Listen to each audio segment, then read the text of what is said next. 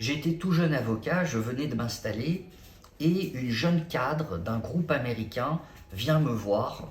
Elle était assez désespérée car elle était victime de harcèlement sexuel par son supérieur, mais j'étais le quatrième avocat qu'elle consultait et les trois premiers lui avaient dit écoutez, vous n'avez pas de preuve de ce harcèlement sexuel, on ne prend pas le dossier, c'est un dossier perdu d'avance.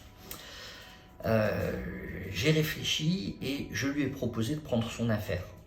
Elle était un peu surprise, voire un peu méfiante. Je sentais qu'elle se disait, mais pourquoi ce quatrième avocat accepte le dossier, me demande des honoraires alors que les autres m'ont dit que c'était perdu d'avance. Mais elle m'a fait confiance et j'ai adopté une stratégie assez créative, assez out of the books, comme disent les Américains.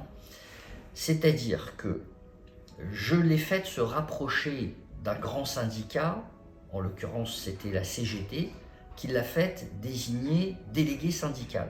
Donc déjà, à partir du moment où elle avait ce statut, ça lui donnait des prérogatives, des droits supplémentaires et surtout, ça lui conférait le statut de salarié protégé.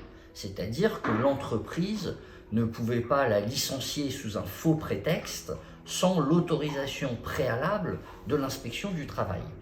Ensuite, j'ai adressé une lettre en anglais au siège du groupe aux États-Unis pour dénoncer ce harcèlement sexuel.